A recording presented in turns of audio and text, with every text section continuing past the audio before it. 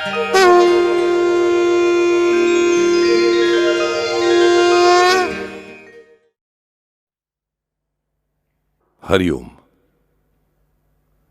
अस्य श्री राम रक्षा स्तोत्र मंत्रस्य બુદ્ધકૌશિક ઋષિ। આ બુદ્ધકૌશિક ઋષિની કથા આપણે ગયા વખતે જોઈ। આ બુદ્ધકૌશિક ઋષિ શરૂઆત જ કેવી રીતે કરે છે? અસ્ય શ્રી રામ રક્ષા સ્તોત્ર મંત્રસ્ય બુદ્ધકૌશિક ઋષિ શ્રી સીતારામચંદ્રૌ દેવતા। આટલું સુંદર વર્ણન દેવનું બીજું કોઈ ન કરી શકે। શ્રી સીતારામચંદ્રૌ દેવતા। આપણને ઘણીવાર પ્રશ્ન સમજાતો નથી, શબ્દનો અર્થ સમજાતો નથી।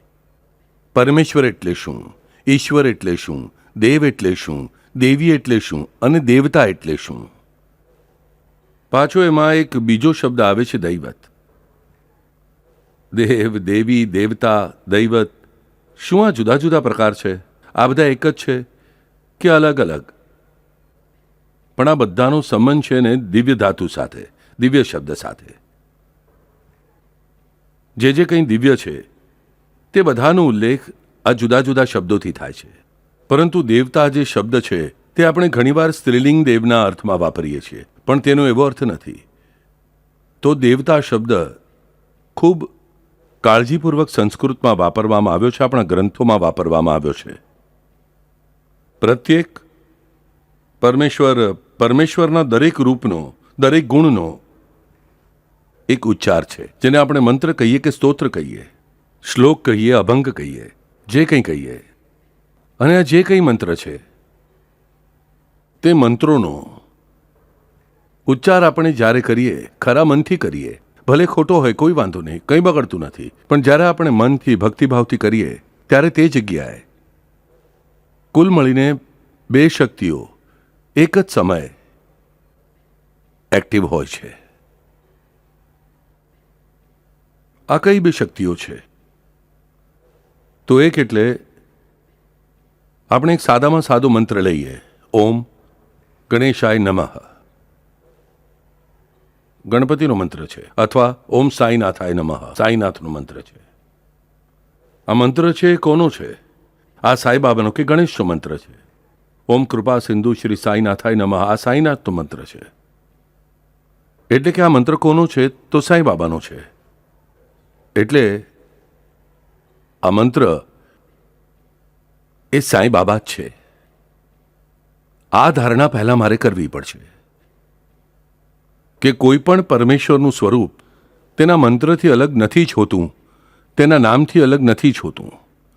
નામ ફક્ત સાંઈ બાબા કહો અથવા ઓમ કૃપા સિંધુ શ્રી સાઈનાથાય નમઃ કહો, નામી અને નામ એકરૂપ હોય છે। આ કારણે જેનો મંત્ર છે તે અને તેનો જે મંત્ર છે તે મંત્ર, આ બંને એક જ હોય છે। આ પહેલી વાત, આ પહેલી શક્તિ। એટલે પરમેશ્વરના જે સગુણ સાકાર રૂપની હું પ્રાર્થના કરું છું, હું જેનો મંત્ર કહું છું તે રૂપ, સાઈનાથ કહો, ગણેશ કહો, જે કંઈ છે તે, આ પહેલો એક્ટિવ પ્રિન્સિપલ છે મારા માટે। આ પહેલું જાગૃત તત્વ, તે મંત્રથી જાગૃત થનારું તત્વ। કારણ મંત્ર એટલે આ પરમાત્મા છે।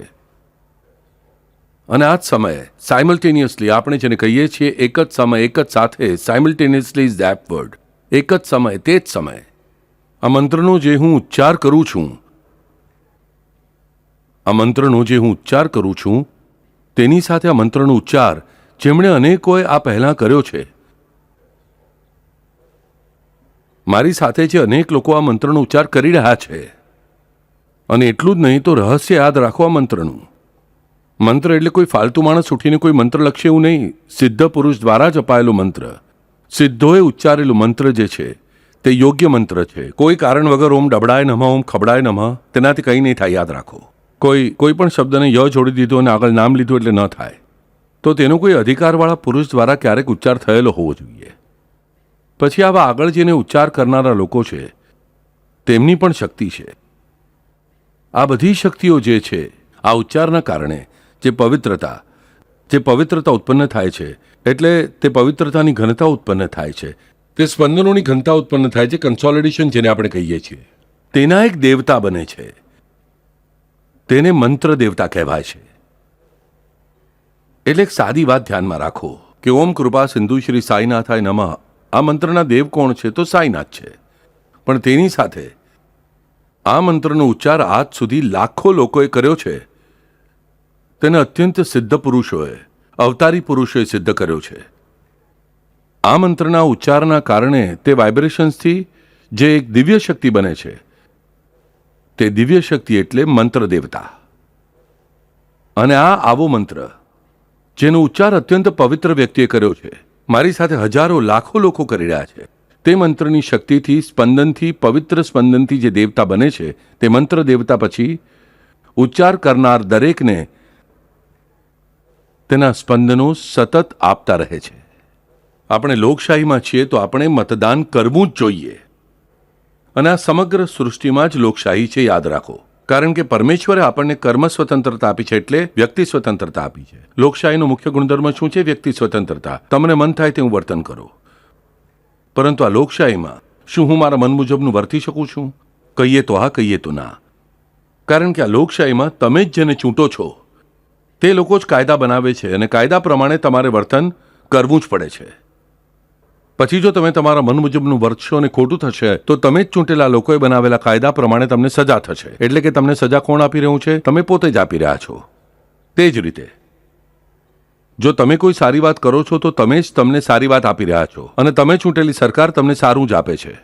તે જ પ્રમાણે યાદ રાખવું કે જ્યારે હજારો લાખો લોકો મળીને આપણે સ્તોત્ર કરીએ છીએ, સ્પંદનોનું નિર્માણ કરીએ છીએ, તે સ્પંદનોથી જે મંત્ર દેવતા બને છે, તે મંત્ર દેવતા તમારા જ લીધેલા સ્પંદનોથી બનેલા છે.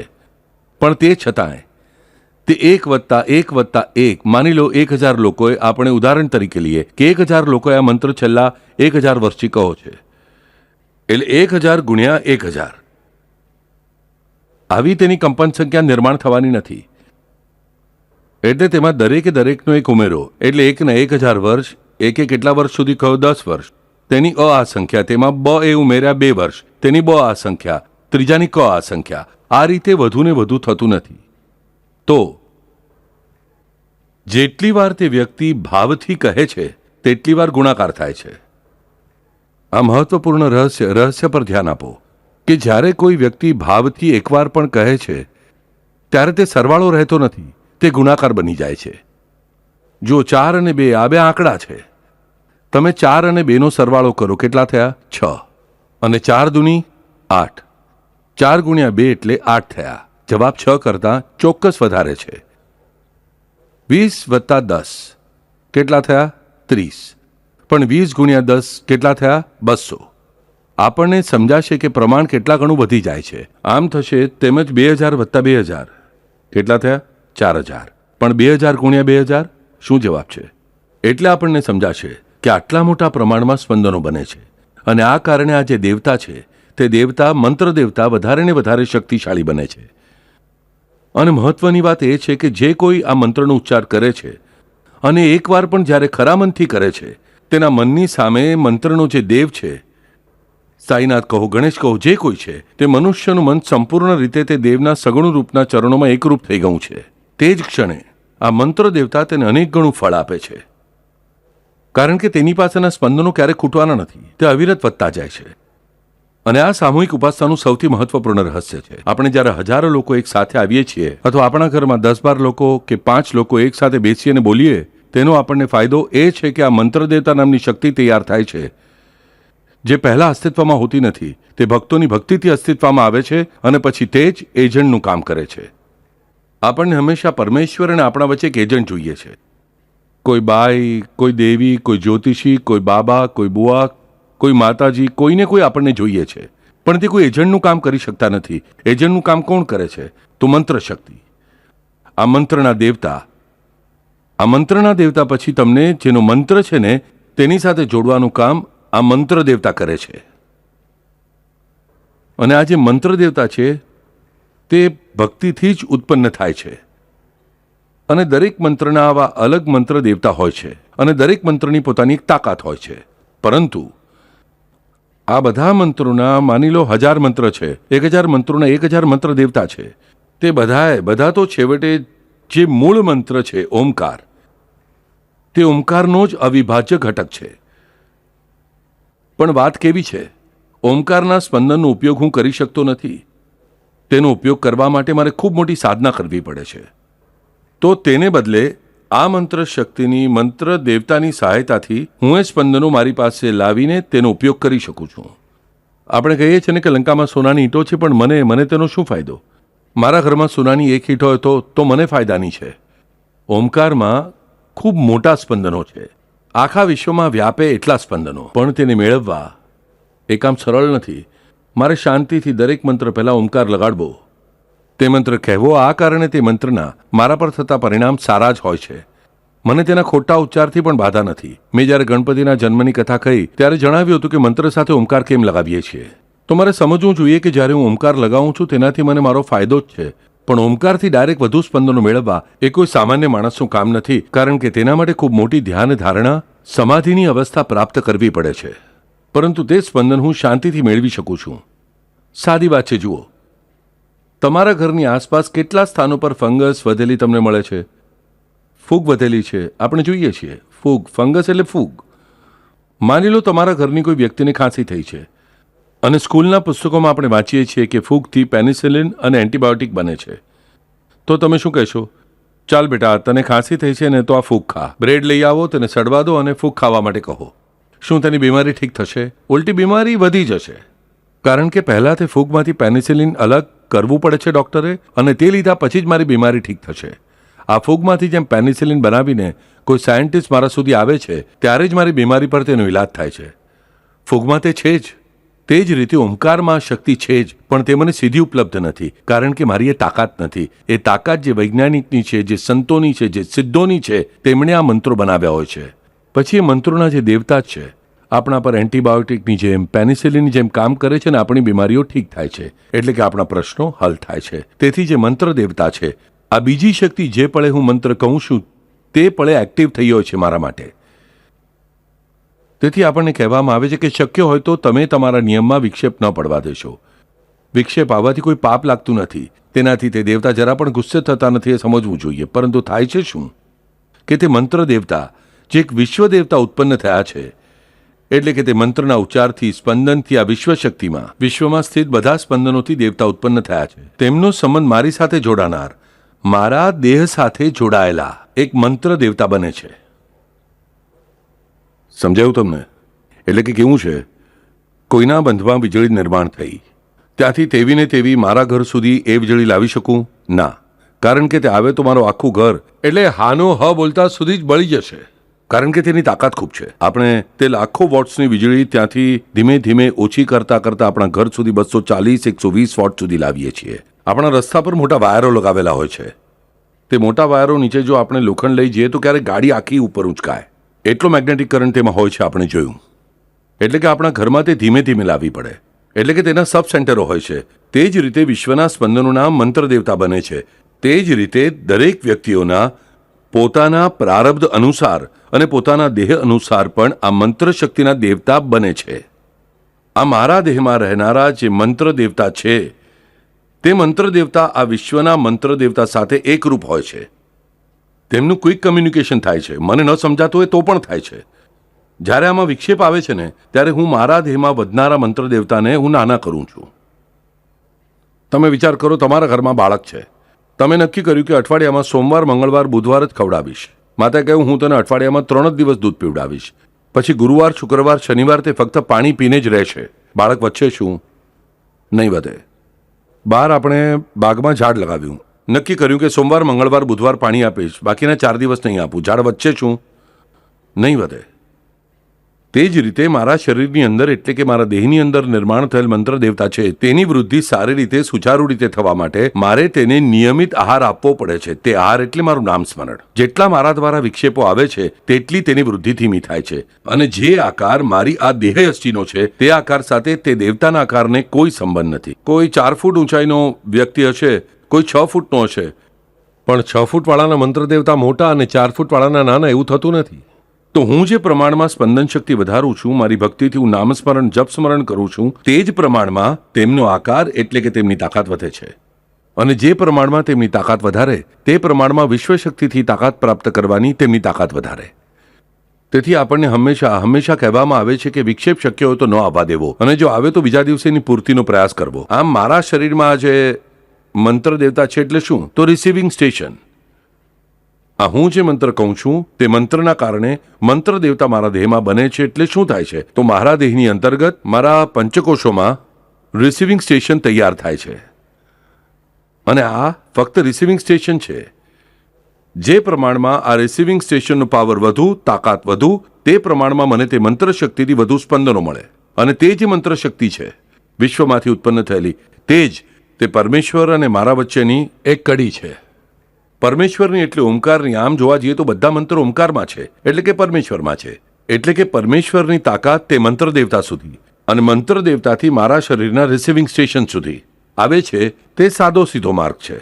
આપણને બીજા કોઈ ફાલતુ એજન્ટની જરૂર નથી. આ આપણે સમજવું જોઈએ કે મારા લાડકા તે શ્યામ વિઠ્ઠલ અને હું, આ બંને વચ્ચે બીજું કોઈ નથી. આ બંને વચ્ચે કોણ છે? ફક્ત મારી ભક્તિ, મારી નિયમિતતા, મારું સારું વર્તન કરવાની લગન. આ બધી વાતોથી જ મારા દેહના મંત્ર દેવતા બન્યા. જે વિશ્વમાં મંત્ર દેવતા ઓલરેડી બની ચૂક્યા છે, તેઓ નિત્ય છે. એમને તાકાત ક્યાંથી મળે છે? મારી શક્તિથી જેવી રીતે મળે તે જ રીતે યાદ રાખો. અહીંયા વાત કેવી છે? લાખો લોકો મંત્ર કહી રહ્યા છે, તેનાથી તે મંત્રમય દેવતા બન્યા. આ વિશ્વમાં જેટલા લોકો સાચા મનથી મંત્ર બોલે છે, તેમના જેટલા સ્પંદનો ભેગા થાય છે, તેટલા સ્પંદનો આ ઓમકાર, આ પરમેશ્વર, આ મંત્રમય શક્તિમાં નાખે છે.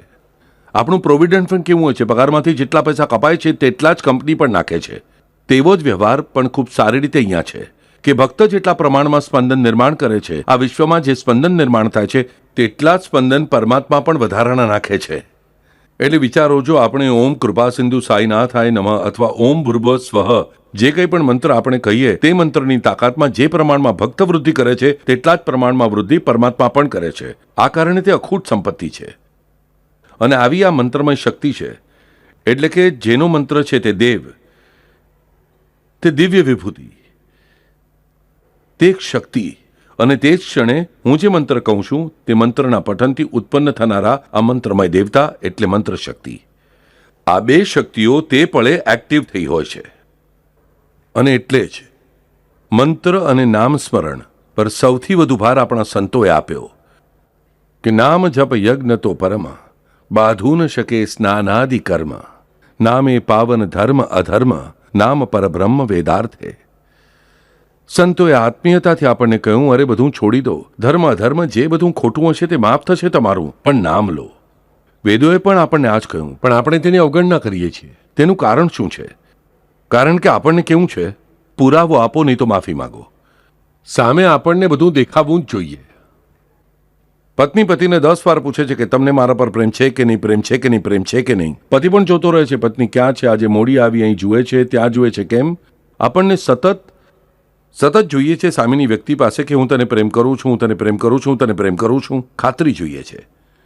નાના બાળકની વાત ઠીક, પણ મોટા થઈ ગયા તો પણ આપણને સતત ખાતરી જોઈએ છે. પરમેશ્વર પાસેથી પણ ખાતરી જોઈએ, વ્યક્તિકરણ જોઈએ. તો આપણે એક વાત સમજવી જોઈએ કે આપણે દરેક વાતનો પુરાવો માંગીએ છીએ, પણ પુરાવો ક્યાંય બહાર નથી મળતો. બાળકો યાદ રાખો, પુરાવો બહારથી ક્યાંયથી પણ આવતો નથી. પુરાવો મને મારા જીવનમાંથી જ મળે છે, પણ તે મને બીજાના અનુભવમાંથી શોધતા આવડવો જોઈએ. એક સાદી વાત હંમેશા હું વારંવાર કહું છું કે ઘઉં ચોખા ખાઈએ છીએ આપણે. જો દરેક મનુષ્ય નક્કી કરશે કે જન્મ લીધા પછી ઘઉં ચોખા જ કેમ ખાવા, ફક્ત મારી માતા, દાદા, દાદી, પરદાદા, પરદાદી ખાય છે એટલે જ હું કેમિકલ ટેસ્ટ કરીશ, ચોખા ઘઉં અપ્રૂવ થાય તો જ હું જીવનમાં ચોખા ઘઉં ખાવાનું શરૂ કરીશ. આવું દરેક મનુષ્ય નક્કી કરશે તો મને જણાવો કે અડધા લોકો જીવતા પહેલા જ મરી ગયા હોત ને. આપણા દાદા દાદી, પરદાદા પરદાદીએ પર દાદાએ ખાધા છે ઘઉં ચોખા, તેનાથી કોઈ હાર્મ થતું નથી. આપણે જાણીએ છીએ એટલે જ ખાઈએ છીએ. એ જ રીતે વાત અહીંયા વિશ્વાસની, ખાવાની વાત હોય તો આપણને વિશ્વાસ હોય, પણ ભગવાનની વાત આવે તો મારા માતા પિતા ભક્તિ કરતા હતા, મારા દાદા દાદી ભક્તિ કરતા હતા, આપણે કેમ કરીએ? ભગવાને દાદા દાદીનું બધાનું ભલું કર્યું હશે, આપણું કેમ ભલું કરશે? અરે જે ઘઉં ચોખાથી દાદા દાદીનું પેટ ભરાયું તે જ ઘઉં ચોખાથી તમારું પણ પેટ ભરાઈ રહ્યું છે. એટલે કે જે દાદા દાદી, પરદાદા પરદાદીનું જે ભગવાને ભલું કર્યું એ ભગવાન તમારું ભલું કેમ નહીં કરે? પણ વાત કેવી છે? ચોખા ઘઉં ખાવાથી પેટ ભરાય છે, જે આપણને ઓડકાર આવ્યા પછી તરત સમજાય છે. અહીંયા આપણને થોડી રાહ જોવી પડે છે.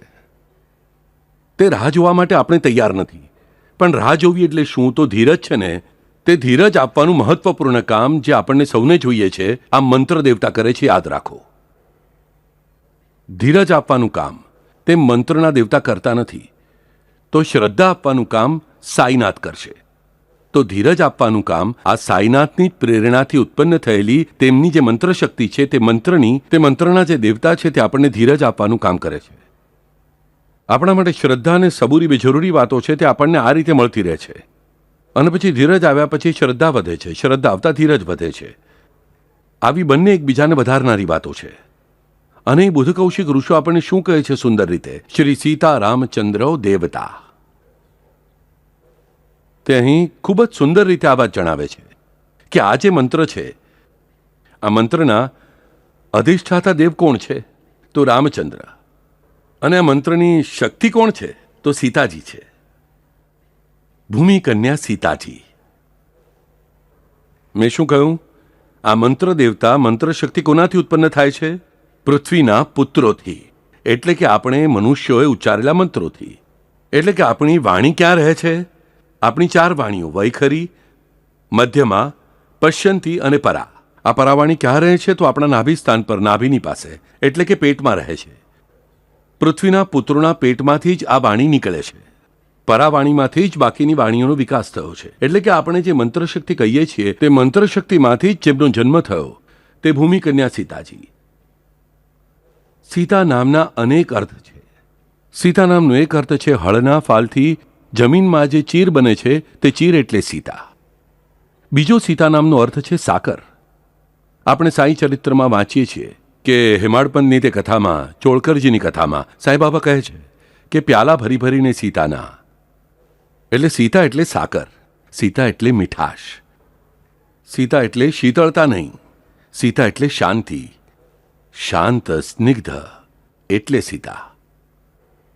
આ શાંતિ મને શેનાથી પ્રાપ્ત થાય છે? નામસ્મરણથી પ્રાપ્ત થાય છે, મારા મંત્ર સ્મરણથી પ્રાપ્ત થાય છે. અને એક જ વાક્યમાં ખૂબ સારી રીતે કહે છે કે શ્રી સીતા રામચંદ્રો દેવતા. સીતાજી જ શ્રી છે, લક્ષ્મીજી છે, શ્રી સીતા. આ મંત્ર દેવતા અને અધિષ્ઠાત્રી દેવતા રામચંદ્ર. રામ નથી કહેતા, રાજા રામ નથી કહેતા, બીજા કોઈ નામથી તેમને નથી બોલાવતા, તો રામચંદ્ર. રામજી સૂર્યકુળમાં જન્મ્યા છે, તો તેમના નામ સાથે ચંદ્ર ક્યારે જોડવામાં આવ્યો? આપણે હંમેશા શબ્દ કયો વાપરીએ છીએ? રામ નામ. આપણે રામચંદ્ર નામ બોલીએ છીએ કે નહીં? બાળકનું નામ રાખતી વખતે આપણે રામચંદ્ર રાખીએ છીએ અથવા શ્રી રામ રાખીએ છીએ. આ સૂર્યકુળમાં જન્મેલ રામજી રામચંદ્ર બની ગયા. નામ શું રાખ્યું? તો શ્રી રામ રાખ્યું, રામ નામ રાખ્યું. કૌશલ્યાજીએ નામ શ્રી રામ રાખ્યું. તેઓ ચંદ્ર ક્યારે બન્યા? તેઓ ચંદ્રકુળના નથી, કૃષ્ણ ચંદ્રકુળમાં જન્મ્યા. આપણે ગયા વખતે જોયું, તેઓ સૂર્યકુળમાં જન્મ્યા છે, તો તેમનું નામ રામ ન થઈને રામભાનુ હોવું જોઈતું હતું. તેમનું નામ રામચંદ્ર કેવી રીતે થયું? ચંદ્ર એટલે શીતળતા, સ્નિગ્ધતા, શાંતતા. શીતળતા એટલે શીતાની શીતળતા, શાંતતા. જે ક્ષણે આ શ્રી રામનો સીતાજી સાથે સ્વયંવર થયો ને, તે જ ક્ષણે રામમાંથી તેઓ રામચંદ્રજી બની ગયા.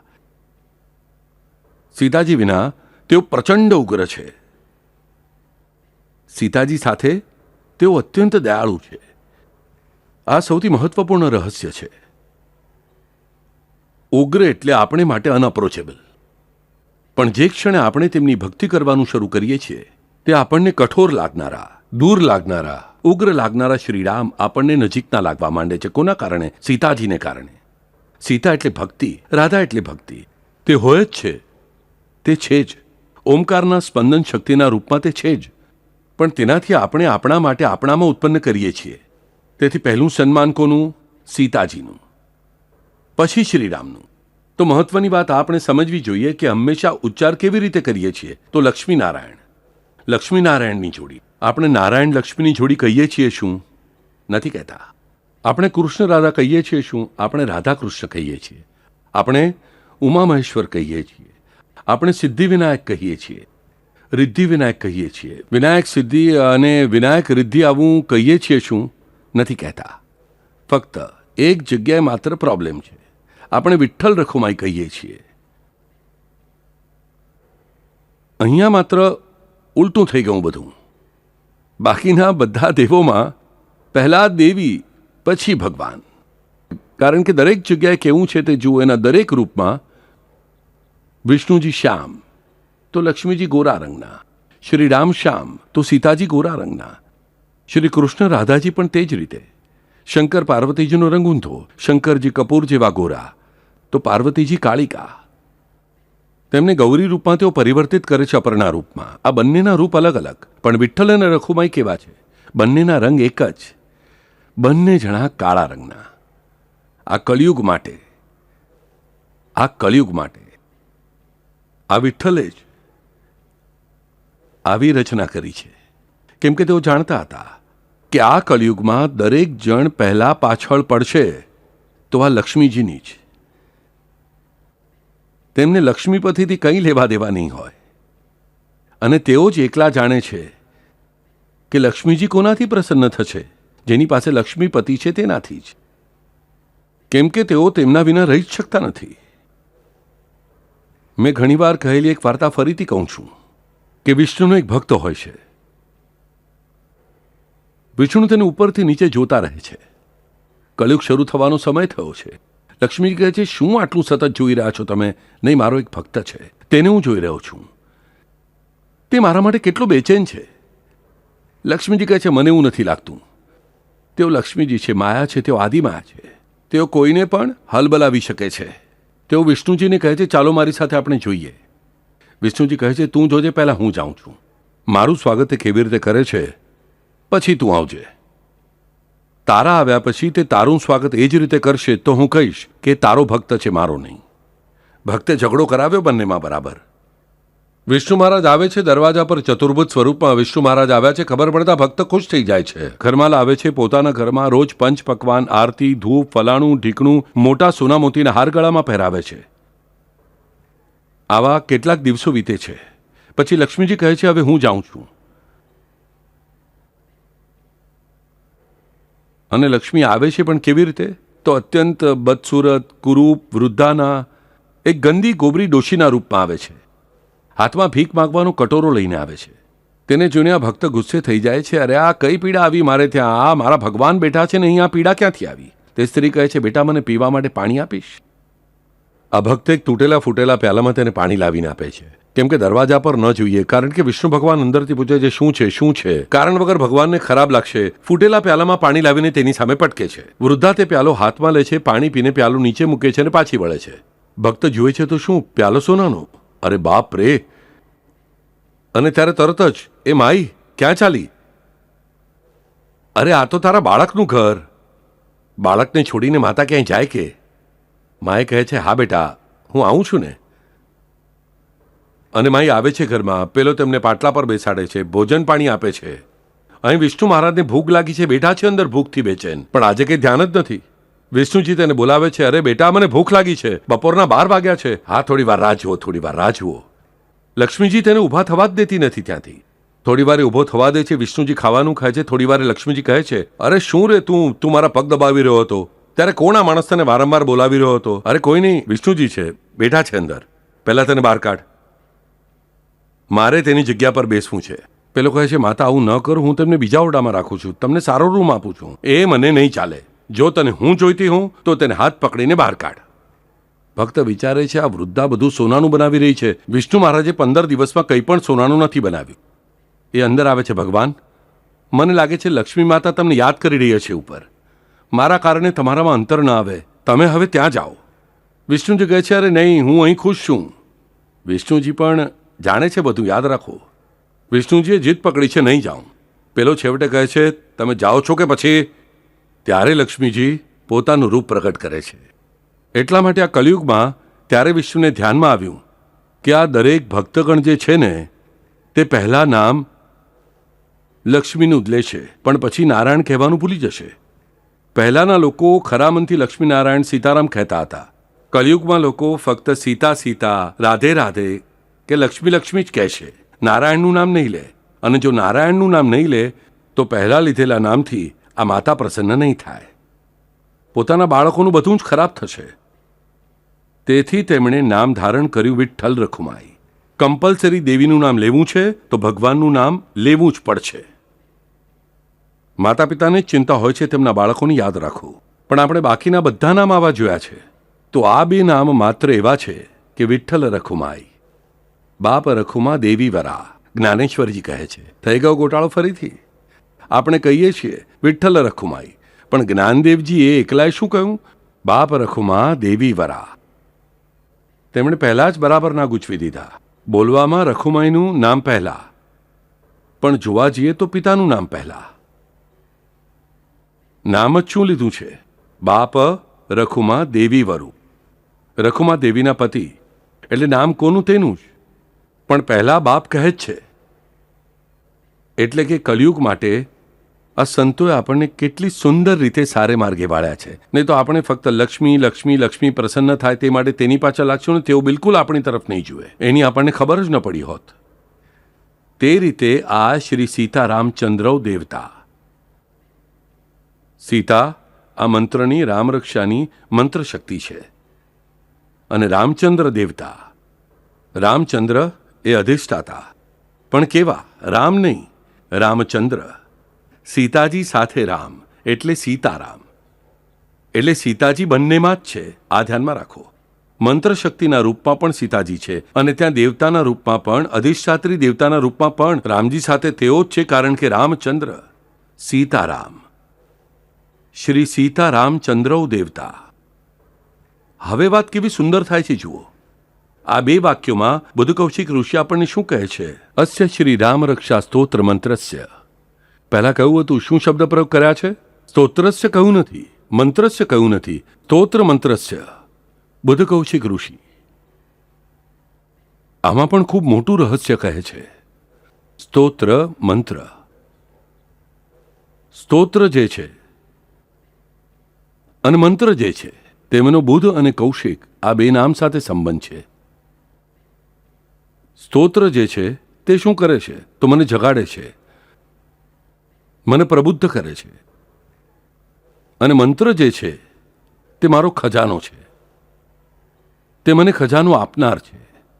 પણ મને ખજાનો છે સમજાયું જ નહીં, તો હું તે ખજાનાનો ઉપયોગ કરી શકીશ કે નહીં? તો મને જાગૃત કરવાનું કામ કોણ કરે છે? તો તે સ્તોત્ર કરે છે. તેથી આ સ્તોત્ર મંત્ર છે.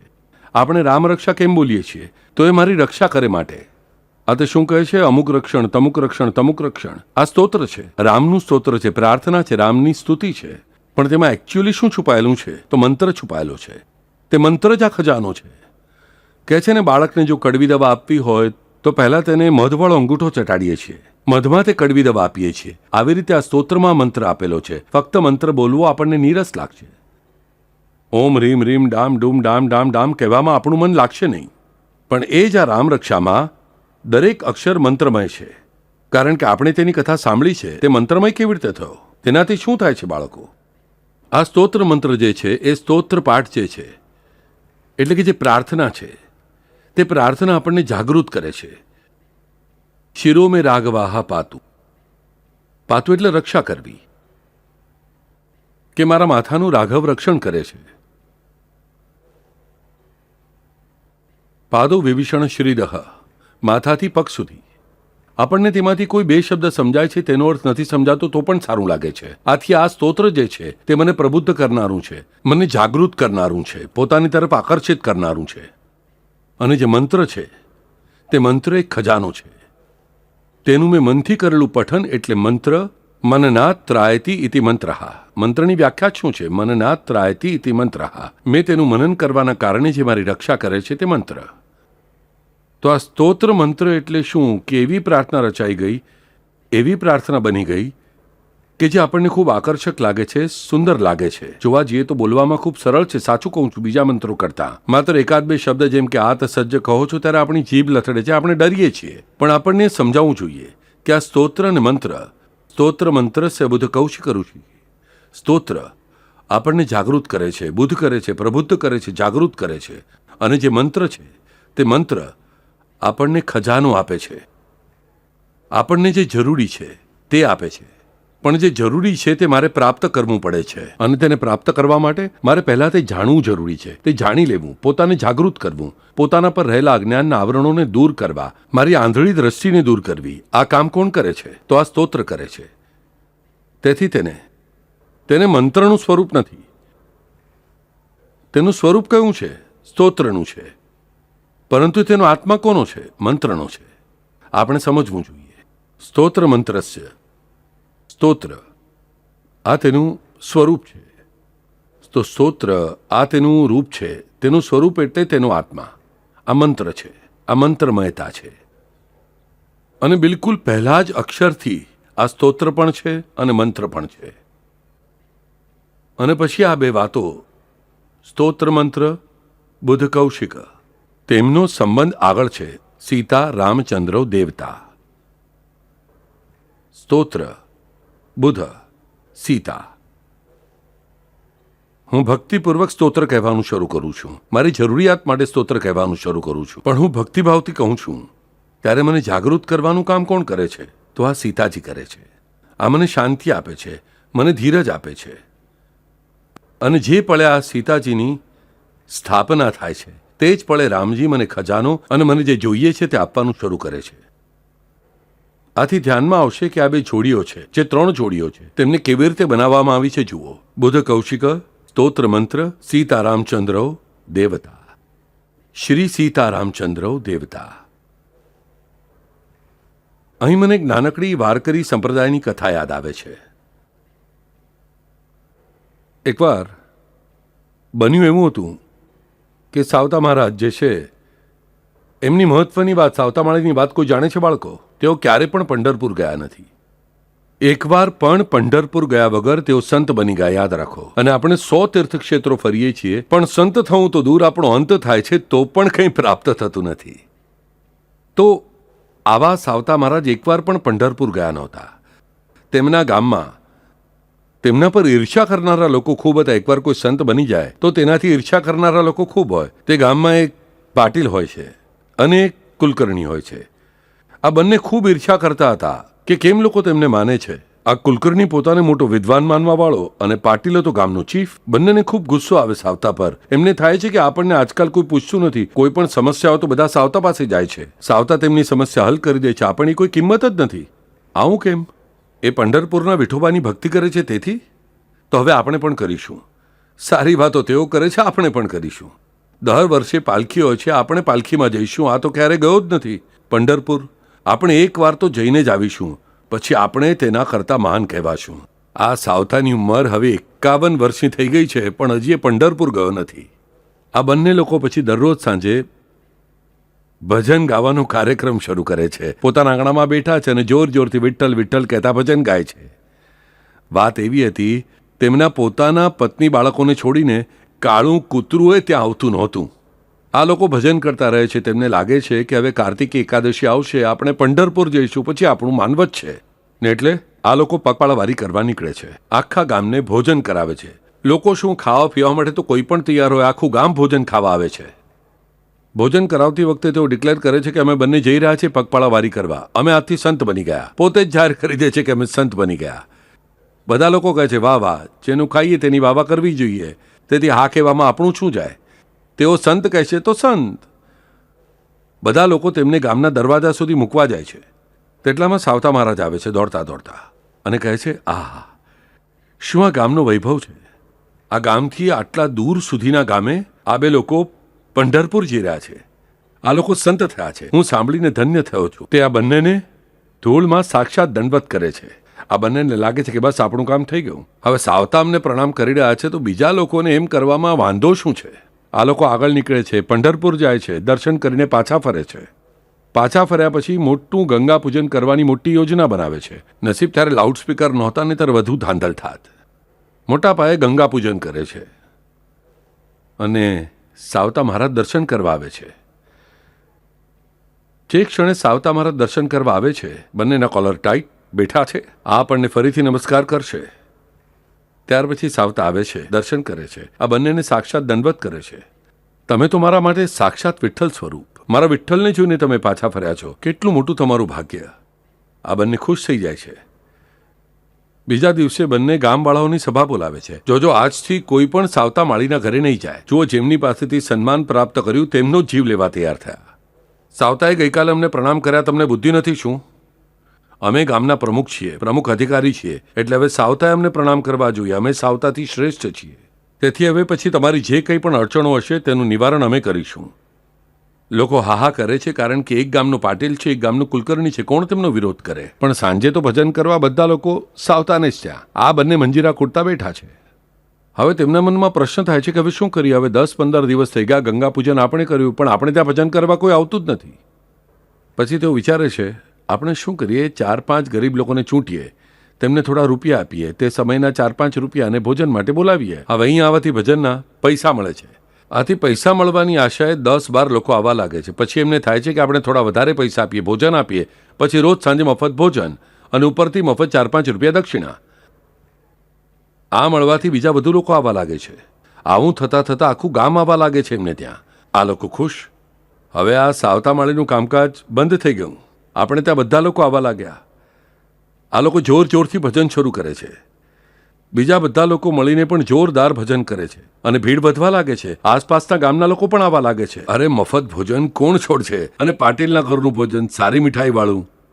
આસપાસના લોકો પણ હવે આવવા લાગે છે. હવે લોકો સંત તરીકે વિખ્યાત થઈ ગયા. આ બધા ગામના લોકો અહીં ભેગા થવા લાગે છે. અને હવે થાય છે શું આમનું? આટલા બધા લોકો આવવાને કારણે પાટીલ અને કુલકર્ણી બંને એમની દેખરેખમાં વ્યસ્ત થઈ જાય છે. અને એ જોવામાં કે આ ગામથી આવ્યા કે તે ગામથી આવ્યા કે પેલા ગામથી આવ્યા, અમુક આવ્યા, તમુક આવ્યા. અને રોજ તેઓ બીજું શું કામ કરે છે? 4-5 નોકરોને મોકલે છે સાવતાને ત્યાં જોવા કે ત્યાં કોઈ નથી ને તેની ખાતરી કરવા. સાવતાને ત્યાં કોઈ જ નથી હોતું, તેઓ એકલા છે. હવે આ લોકો ભગવાનનું નામ ભૂલથી ભલે લેતા, પણ વિઠ્ઠલ વિઠ્ઠલ કરતા હતા તે પણ બંધ થઈ ગયું. લોકો ભજન કરે છે, તેમનું ધ્યાન લોકો સારી રીતે બેસી શકે છે એમાં, અને કેટલા લોકો આવે છે, કેટલા લોકો જાય છે એ તરફ જ. આમ જ કેટલાક દિવસો વીતી જાય છે અને પછી બીજી અષાઢી એકાદશી આવે છે. હવે તેમને ફરીથી જવું જ પડશે. આ બંને ફરીથી નીકળે છે જવા માટે. સાવતા મહારાજ ફરીથી આવે છે. આ લોકો કહે છે, તમે તો પાપી છો, તમે અમારા પગને જરાય સ્પર્શ ન કરતા. સાવતા મહારાજ કહે છે, હું દૂરથી જ તમને પ્રણામ કરું છું. સાવતા મહારાજ બિચારા દૂરથી બંનેને પ્રણામ કરે છે. આ બંને પંઢરપુર ફરીથી જાય છે. અષાઢી પછી પાછા ફરે છે. ફરીથી ગંગા પૂજન કરવાની મોટી યોજના બનાવે છે. અને અહીંયા પણ સાવતા મહારાજને તેઓ ઘરમાં આવવા દેતા નથી. તમે ઘરમાં ન આવતા, તમે પાપી છો, તમારા કારણે અમારું આખું ગામ બગડ્યું હતું. હવે ક્યાંક જઈને આખું ગામ સુધરી રહ્યું છે. તમે અમારા ઘરે આવીને આ લોકોને હવે ફરીથી ન બગાડતા. આ મૂર્તિને તમે હવે અશુદ્ધ ન કરતા. સાવતા મહારાજ કહે છે, તમારી વાત સાચી હોઈ શકે. આટલો પ્રચંડ જનસમુદાય તમારી સાથે ઊભો છે, તમારા ભજનમાં આવે છે. તમે સાક્ષાત વિઠ્ઠલના 2 વાર દર્શન કરીને આવ્યા, તો તમે કેટલા મહાન હશો. મને તમારી આજ્ઞા પૂરી રીતે મંજૂર છે. આજથી જ હું આ ગામ છોડીને ગામની સીમાથી બહાર રહીશ. સાવતા મહારાજ બિચારા પોતાની ગાંસડી લે છે, પત્નીને લે છે, પોતાના ખેતરમાં જઈને રહે છે ગામથી બહાર. સંધ્યાકાળે આ લોકો ગંગા પૂજન પછી ભજન કરવા બેસે છે. જોર જોરથી ભજન શરૂ થાય છે. તે દિવસે બંને ભજન કરવા બેસે છે. ત્યારે વાત એમ બને છે કે આ લોકો આંખો ખોલીને જુએ છે તો શું? તો જે શાળીગ્રામ રાખેલું છે ગંગા પૂજન માટે, તે શાળીગ્રામને લઈને એક ઉંદર ભાગે છે. એના અવાજથી તેની થોડી તંદ્રા ભંગ થાય છે. જુએ છે તો શું, એક ઉંદર શાળીગ્રામ લઈને જઈ રહ્યો છે. તેની પાછળ પાટીલ, તેની પાછળ કુલકર્ણી અને તેની પાછળ બાકીની બધી જનતા. આખા ગામમાં ઉંદર આગળ મોંમાં શાલિગ્રામ લઈને અને આખું ગામ ફરે છે અને આ બધા તેની પાછળ પાછળ. આવું થતાં થતાં લગભગ 3-4 કલાક તે ઉંદર તેમને ફેરવતા ફેરવતા ફેરવતા જઈ રહ્યો છે અને ત્યાં જ ફરી રહ્યો છે.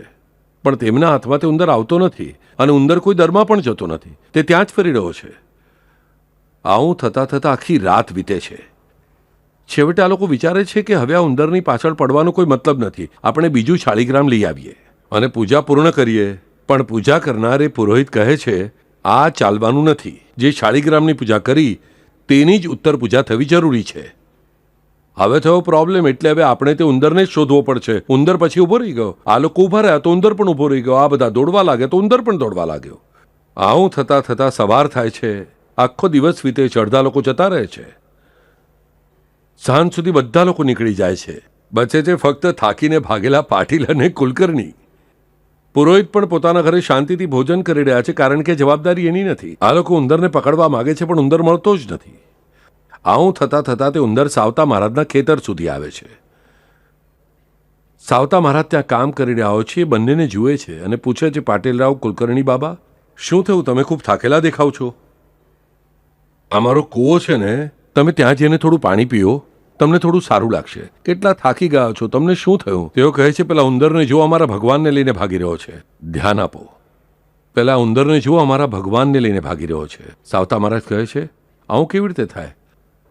તમારા જેવા સંતોના ભગવાનને કોણ ભગાડી શકે? મારા જેવા પાપીના દેવને પણ કોઈ ભગાડી શકતું નથી. તો તમારા જેવા સંતોના ભગવાનને ઉંદર શું લઈ જશે? ત્યાં સુધી બધા ભેગા થઈ જાય છે, અહીં ઊભા રહ્યા છે એ જાણીને. બધા લોકો ભેગા થવા લાગે છે. સાવતા મહારાજ સાથે કંઈ વાતો થાય છે. બધાને સાવતા મહારાજ પર પ્રેમથી યાદ રાખો. ફક્ત પૈસાના મોહમાં આવીને અને ડરના કારણે તે બધા ત્યાં જતા નથી. સાવતા મહારાજ કહે છે, વાક્ય ધ્યાનમાં લેવા જેવું છે. મારા જેવા પાપીના ભગવાનને પણ કોઈ ભગાડી જઈ શકતું નથી. તો તમારા જેવા સંતોના ભગવાનને શું ઉંદર ભગાડી જશે? પેલા બંને પૂછ્યું, તારા ભગવાન તારી પાસે ક્યાં છે? તારા ભગવાન તારી પાસે ક્યાં છે? તેમને ખાતરી છે. તારા ભગવાન તારી પાસે ક્યાં છે? જે શાળીગ્રામની તું વિઠ્ઠલ વિઠ્ઠલ બોલીને પૂજા કરતો તે ક્યાં છે? બતાવો અમને. કેમ કે એ લોકોએ સાવતાનો જ શાળીગ્રામ ચોર્યો છે.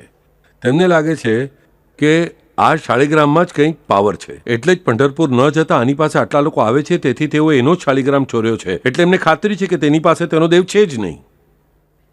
સાવતા કહે છે, મારા ભગવાન તો મારી ઝૂંપડીમાં છે. તમે આવીને તો જુઓ. આ લોકો કહે, જવા દો, આમ પણ આપણે સવારથી નાયા ધોયા નથી અને ઝૂંપડામાં જઈએ તો ખરા. સાવતા મહારાજની ઝૂંપડીમાં જાય છે તો શું જુએ છે? જે જગ્યાએ તેઓ ભજન કરવા બેસે છે ત્યાં અસંખ્ય શાળીગ્રામ છે. અસંખ્ય. આખી દિવાલ શાળીગ્રામથી બનેલી છે. જુએ છે તો આ તરફની દિવાલ પણ શાળીગ્રામથી બનેલી છે. પાછળની દિવાલ પણ શાળીગ્રામથી બનેલી છે. સીડીઓ પણ શાળીગ્રામની જ બનેલી છે. આ લોકો પગ મૂકતા પણ ડરે છે. નીચે જુએ છે તો જમીન પણ શાળીગ્રામની. હવે પગ ન રાખતા હવામાં ઉડવાની સિદ્ધિ તો તેમને પ્રાપ્ત થઈ નહોતી. પગ રાખીને ઊભા રહેવું તો જોઈએ, પણ પગ નીચે શું? શાળીગ્રામ. અને સીડીઓ ઉપર શાંતિથી જમીન પર પગ રાખીને સાવતા માળી તો ઊભા છે. તેઓ કહે છે, અરે પાપી, તે શાળીગ્રામનું ઘર બનાવ્યું? સાવતા કહે છે, શાળીગ્રામ ક્યાં છે? બાકીના બધા લોકો જુએ છે તો તેમને ત્યાં જમીન દેખાય છે. આ બંનેને જ બધી તરફ શાળીગ્રામ દેખાય છે. હવે પ્રશ્ન થાય છે તેમને, એ લોકો જેમથી તેમ અહીં ત્યાં કૂદે છે, પણ જ્યાં જ્યાં કૂદે છે ત્યાં શાળીગ્રામ. વિસોબા કેસરથી ઊંધી વાત થાય છે. જ્યાં કૂદકો મારે છે ત્યાં શાળીગ્રામ. છેવટે કૂદતા હાંફતા હાંફતા સાવતા માળીના ખેતરની બહાર આવે છે. જુએ છે તો શું? પગ નીચે જમીન. હવે તે લોકોના ધ્યાનમાં આવે છે કે સાવતા માળીનો જ્યાં જ્યાં સ્પર્શ થયો છે તેમના પગનો, તે દરેક જગ્યા શાળીગ્રામ બની ગઈ છે. સાવતા માળીના પગનો સ્પર્શ જ્યાં થયો છે એ દરેક સ્થાન શાળીગ્રામ થઈ ગયું છે. અને અમે જ્યાં પગ રાખીએ ત્યાં શાળીગ્રામની માટી થાય છે. ઉંદર મોંમાં શાળીગ્રામ પકડીને બેઠો જ છે. સાવતા માળી ફક્ત એની તરફ જુએ છે અને ઉંદરને કહે છે, હે ગણપતિને લઈ જનારા વાહન, તમે હવે શાળીગ્રામને કેમ મોંમાં લઈને ભાગી રહ્યા છો? કેમ આ બંનેને આટલું કષ્ટ આપી રહ્યા છો? અને તે જ પળે આ ઉંદર જે છે તે શાળીગ્રામ લઈને આવે છે અને સાવતા મહારાજના શરીર પર ચડી જાય છે અને અદૃશ્ય થઈ જાય છે. શાળીગ્રામ ક્યાં ગયો? ઉંદર ક્યાં ગયો? કોઈને ખબર નથી પડતી. હવે બધાની આંખો ખુલી જાય છે કે ભગવાન ક્યાં રહે છે? જ્યાં તેમનો ભક્ત રહે છે. દેખાડા માટે આપણે મોટા મંદિરો બનાવ્યા, મોટા મોટા પ્રદર્શનો કર્યા. એનાથી ભગવાન આપણે ત્યાં રહેતા નથી, આપણે સમજવું જોઈએ. સાવતા માળીએ જ્યાં સ્પર્શ કર્યો ત્યાં શાળીગ્રામ હતો. પેલા ઘરમાં તેમણે દરેક જગ્યા પર સ્પર્શ કર્યો હતો. આ કારણે તે ઘરની ઈંટ ઈંટ શાળીગ્રામ બની ગઈ. તેમના ઘરની આખી જમીન, તેમના ખેતરની આખી જમીન શાળીગ્રામ બની ગઈ. અને આ બંનેને પણ એ જોવાનું પુણ્ય કેમ મળ્યું? તો ભલે ગમે તે હોય, પણ તે સાવતા માળીના આખા ખેતરની તેમણે આખી રાત અને દિવસ, 2 દિવસ પ્રદક્ષિણા કરી હતી. તેથી અને સતત મોંથી શું બૂમો પાડી રહ્યા હતા? શાળીગ્રામ, શાળીગ્રામ, શાળીગ્રામ, શાળીગ્રામ. અનાયાસે પણ સારું થયું હતું. આ કથા આપણને શું બતાવે છે? કે સાવતા માળી જેવા ભક્ત જેમણે એક પણ વાર પંઢરી જોઈ નથી, અને 2 ભક્તો જે 2 વાર પંઢરીની પગપાળા વારી કરીને આવ્યા છે, રોજ સાંજે ભજન કરીને આટલું અન્નદાન કરનારા, પરંતુ તેમનો શાળીગ્રામ ઉંદર પણ ભગાડી જઈ શકે છે. અને તેમનું શાળીગ્રામ ભગાડી ગયા પછી પણ સાવતા મહારાજના ઘરની જમીનનો દરેક હિસ્સો, દરેક ભાગ, દરેક અંશ શાળીગ્રામ થાય છે. આ કરામત કોની? આ ખજાનો છે બાળકો. આપણે પેલા પાટીલ અને કુલકર્ણીની જેમ એક શાળીગ્રામ ચોરવાનો પ્રયાસ કરીએ છીએ કોઈનો. અરે કેમ ચોરો છો? આરામ રક્ષાનો સ્તોત્રરૂપી ખજાનો મારી પાસે ભરેલો છે. કોઈ પણ માંત્રિકની તાંત્રિકની જાળમાં ફસાઈને આ રીતે કોઈનું શાળીગ્રામ ચોરીને તમારું જીવન નહીં બદલાય. યાદ રાખવું બાળકો, રામ રક્ષા જેવો ખજાનો મારી પાસે છે. તે ખજાનો મારા ઘરને શાળીગ્રામનું બનાવશે, મારા પગ નીચેની જમીન શાળીગ્રામની બનાવશે, મારી છાતીને શાળીગ્રામની બનાવશે, મારી છાતીમાં શાળીગ્રામને બેસાડશે. રામ રક્ષા જેવો મંત્ર જાપ કરી શકે છે, યાદ રાખો. સંપૂર્ણ ખજાનો. પણ આમણે એક શાળીગ્રામ ચોરવો પડ્યો અને તેને પણ સાચવી ન શક્યા. એક ઉંદર જેવું ક્ષુદ્ર પ્રાણી, ક્ષુદ્ર અત્યંત નાનું પ્રાણી તેમની નજર સામે મોંમાં શાળીગ્રામ લઈને ચાલ્યું ગયું. મારું મારું કહીને જે આપણે ભેગું કર્યું હોય તેને આપણી આંખો સામે આપણા પોતાના જ લઈ જાય છે. આપણે કંઈ કરી શકતા નથી. મારું ઘર મારું ઘર મારું ઘર કહીને આપણે પતિ પત્ની ઘર બનાવીએ છીએ. દીકરો બહુ આવ્યા પછી કહે છે, શું સાસુજી તમે પડદા લગાવ્યા છે, ચાલો સૌ ફાલતુ છે નવા લગાવીશું. દીકરો કહે, શું પિતાજી જૂના જમાના જેવું કરો છો, આપણે આવું કરીએ. મારું મારું નથી રહેતું. ઓફિસની જે ખુરશીને મેં મારી માની હતી તે 58 વર્ષમાં છોડવી પડે છે. બીજો કોઈ આવીને બેસે છે. ત્રીજા દિવસે જાઉં છું તો કોઈ મને હેલો પણ નથી કહેતું. જે દુકાનને મેં મારી કરી, બિઝનેસ મેં મારો કર્યો, તેને કોઈ આવે છે અને છીનવીને લઈ જાય છે. કોઈ પણ વસ્તુ મારી નથી હોતી. તેનો અર્થ સંન્યાસ લઈ લેવો એવો બિલકુલ નથી. પણ જે ખરું સાચું તમારું હોઈ શકે છે તે આ સાચો ખજાનો છે, તેને કમાવાનો પ્રયાસ કરો. ફક્ત લક્ષ્મી લક્ષ્મી કહીને તે શાળીગ્રામને ચોરવા માંગો છો. બીજાના શાળીગ્રામ ન ચોરતા. પોતાનું ઘર સાવતા માળી જેવું જ થઈ જશે, જોઈ લેજો. અને તે માટે મારી પાસે ખજાનો કયો છે તો શ્રી સીતારામચંદ્રૌ દેવતા. સ્તોત્ર મંત્રસ્ય બુધ કૌશિક ઋષિ શ્રી સીતારામચંદ્રૌ દેવતા. સ્તોત્ર અને મંત્ર બુધ અને કૌશિક, સીતાજી અને રામજી. આ 3 અક્ષય જોડીઓ મારે ધારણ કરવી જોઈએ તો મારા જીવનની દરેક વસ્તુ શાળીગ્રામ બનશે. મારા જીવનમાં ક્યાંય પણ ખજાનો ઓછો નહીં પડે. મારા જીવનમાં કોઈ પણ ઝરણું ક્યારેય સુકાશે નહીં. શ્રી સીતારામચંદ્રૌ દેવતા. આજે આપણે જોયું. આગલી વાર આપણે ખૂબ સુંદર વાત જોવાની છે. અનુષ્ટુપ છંદ. અનુષ્ટુપ છંદ જેવો સુંદર છંદ નથી. અનુષ્ટુપ છંદ એટલે શું? આ અનુષ્ટુપ છંદની રચના એટલે શું? આ રચનાનો અધ્યાસ શું, અધિધ્યાસ શું, અભ્યાસ શું, આ બધું આપણે જોવાનું છે. અને આમાં જ ખૂબ મોટું રહસ્ય છુપાયેલું છે, આ રામ રક્ષાના પઠનનું. હરિઓમ.